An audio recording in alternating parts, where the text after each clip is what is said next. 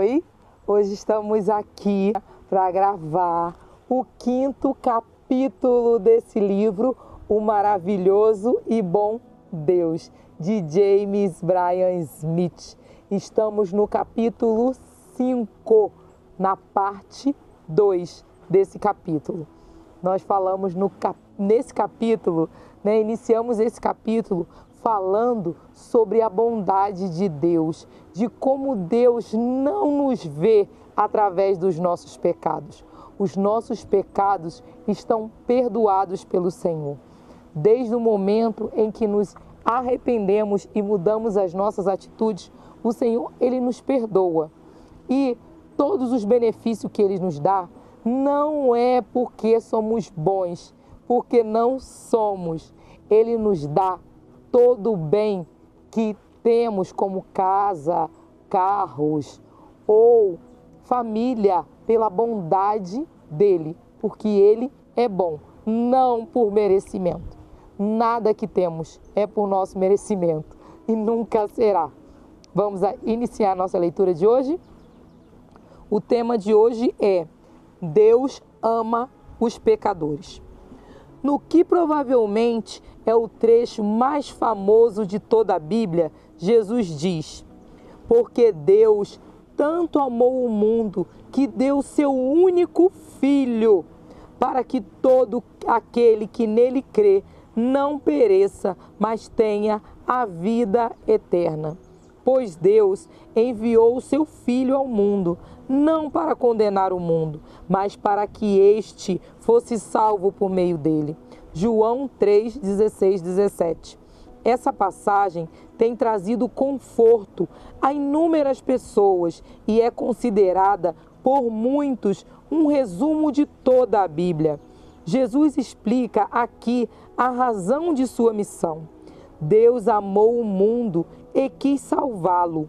Muitas pessoas acreditam que Deus está bravo com elas, mas por alguma razão ainda não as castigou completamente. Essas pessoas ficariam mais à vontade se Jesus tivesse dito: porque Deus ficou tão irado com o mundo que fez seu Filho descer à terra para dizer que eles deveriam tomar jeito. E qualquer um que assim agisse alcançaria a vida eterna. Sem dúvida, Deus não enviou seu Filho ao mundo para condená-lo, mas para que o mundo pudesse ser salvo por intermédio de boas obras. Jesus não diz que Deus amou uns poucos, ou alguns, ou mesmo muitos. Ele diz que Deus amou o mundo.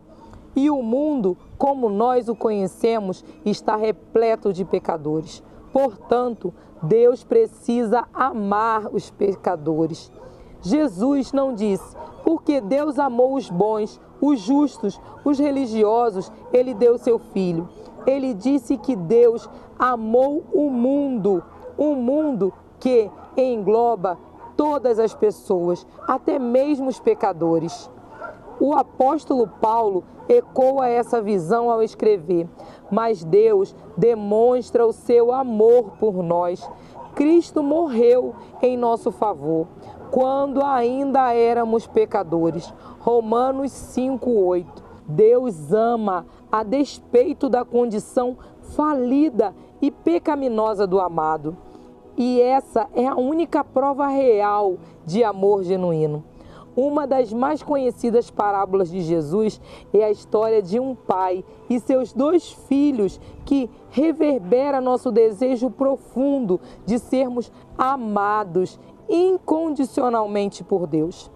O pai pródigo. A parábola do filho pródigo, na verdade, deveria ser chamada de a parábola do amor do pai. A parábola pródigo significa imprudentemente extravagante. Nós vinculamos o termo ao filho mais novo, aquele na história que gasta toda a sua herança em uma vida pecaminosa, mas é o pai que se revela o mais imprudente e extravagante ao oferecer sua riqueza a um filho ingrato e ao amar generosamente esse mesmo filho quando ele retorna. A história é familiar à maioria dos cristãos, mas quero ressaltar alguns aspectos importantes de uma história que aprofunda o ensino de Jesus sobre seu Pai. Veja Lucas 15, 11 e 32. Já ouvimos essa parábola tantas vezes que suas partes mais comoventes são frequentemente ignoradas. O mais novo dos 2 filhos pede ao pai sua herança para que pudesse usá-la à sua maneira. Foi um pedido surpreendente e, ao mesmo tempo, desrespeitoso. Mas, apesar disso, o pai concede a herança ao filho. O filho mais novo gasta então todo o seu dinheiro em uma vida pecaminosa e finalmente chega ao fundo do poço. O único emprego que ele conseguiu encontrar foi o de alimentar os porcos, e enquanto se alimentava de sua lavagem, ele se cansa daquela situação. Em um momento de reflexão, o filho mais novo conclui que os servos de seu pai estavam melhores do que ele.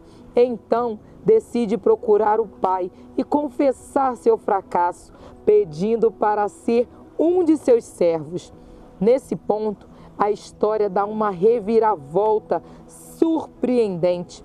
No que acredito ser um dos mais belos versículos da Bíblia, lemos: estando ainda longe, seu pai o viu e, cheio de compaixão, correu para o seu filho e o abraçou e o beijou. Lucas 15, 20. Somos informados de que o pai ansiava pelo retorno de seu filho, esperando por ele talvez todos os dias, e quando vê o filho, o pai fica cheio de compaixão. Esse não é um mero detalhe, ele nos aponta para o caráter e o coração de Deus. Deus nos olha com compaixão, mesmo quando tivermos feito a Ele o pior que possivelmente poderíamos fazer. No mundo dos dias de Jesus, o pai tinha o direito de conduzir seu filho aos idosos para que o apedrejassem, talvez até a morte. Ninguém questionaria aquele pai se ele tivesse agido assim. A justiça teria sido feita, uma narrativa natural. No entanto, em vez disso, o pai abraça o filho e o beija, que é um sinal de perdão, dando-lhe boas-vindas e oferecendo-lhe uma festa. O pai pede a seus servos que deem ao seu filho uma roupa, um anel e um par de calçados, 3 sinais de filiação restaurada. Ele tem todos os direitos de filho, sua posição foi restaurada, não houve nenhuma perda. E vale lembrar que aquele filho não merecia nada disso. Deus, ao que parece, gosta dos pecadores, mas não seus pecadores. Deus, ao que parece, gosta dos pecadores, mas não de seus pecados. O pai, obviamente, estava aborrecido com as decisões do filho. Ele não endossou a vida extravagante do filho, nem fez vista grossa a ela. Qualquer pai decente teria razão em angustiar-se por causa das ações do filho mais novo. Jesus quer, contudo, que entendamos que até mesmo o pior de nossos pecados não impedirá que Deus nos ame, nem fará Deus deixar de ansiar por nosso retorno. A parábola é mais sobre um Deus que ama até mesmo aqueles que pecaram contra ele, do que sobre um pecador que é salvo. O irmão mais velho e eu. Lembre-se de que Jesus conta essa parábola em resposta à crítica de que ele estava ceando com pecadores. Lucas descreve a cena para nós. todos os publicanos e pecadores estavam se reunindo para ouvi-lo. Mas os fariseus e os mestres da lei o criticavam. Este homem recebe pecadores e come com eles. Lucas 15, 1, 2. Como vimos anteriormente, as ações de Jesus eram revolucionárias.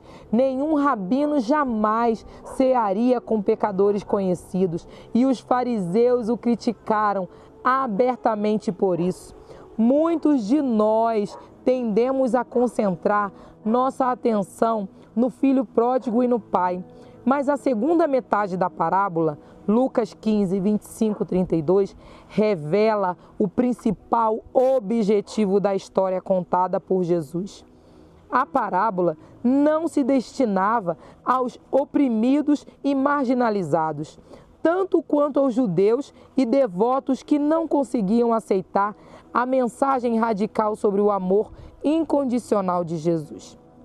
O caráter do irmão mais velho representa aqueles de nós que nos irritamos com a ideia de Jesus, de Deus, amar os pecadores. O irmão mais velho representa a parte de nós que não está confortável com o amor incondicional de Deus pelos outros ou por nós mesmos. O filho mais velho está trabalhando no campo quando ouve o ruído de festa. Ele se dirige até sua casa e descobre um banquete de honra, em honra a seu irmão mais novo.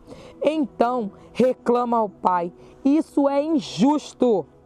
Trabalho duro todos os dias e nunca tive uma festa como essa. Este seu filho horrível, eu me recuso a chamá-lo de irmão. Quase arruinou nosso patrimônio e o desperdiçou com prostitutas, e o Senhor lhe prepara banquete.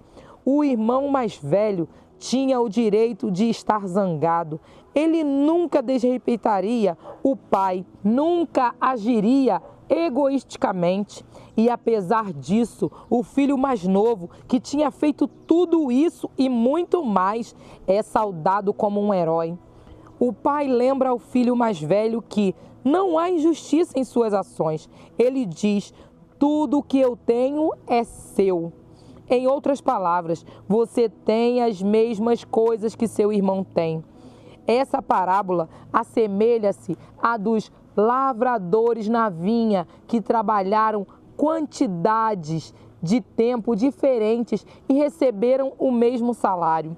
Jesus está atacando o âmago do problema que temos em relação à graça. Nós não gostamos dela. A graça parece injustiça, mas na realidade é perfeitamente justa. Deus é gracioso para com todos. Vai contra a nossa narrativa de aceitação baseada no desempenho. O ponto crítico é que apenas uma coisa nos separa de Deus, e não é o nosso pecado, é nossa autojustificação. Nossa autojustificação não muda a posição de Deus em relação a nós, mas nossa posição em relação a Deus. Não é o meu pecado que me afasta de Deus, mas minha recusa da graça, seja para meu benefício, seja para o benefício dos outros. O pai diz ao filho mais velho que o retorno do irmão mais novo é motivo de celebração e regozijo. Jesus está falando aos fariseus e essencialmente diz: ao ver os coletores de impostos, as prostitutas e os outros pecadores conhecidos vindo a mim, você deve alegrar-se. Eles estavam mortos e agora vivem. Em vez disso, vocês lamentam. Os fariseus tinham de decidir se aceitariam ou não que Deus aceita de boa vontade os pecadores e precisavam decidir se compartilhariam de sua alegria. Infelizmente, eles se recusaram. Eu sou mais parecido com o irmão mais velho, os fariseus, do que o filho pródigo. Entretanto, a graça de Deus para com os pecadores não me incomoda.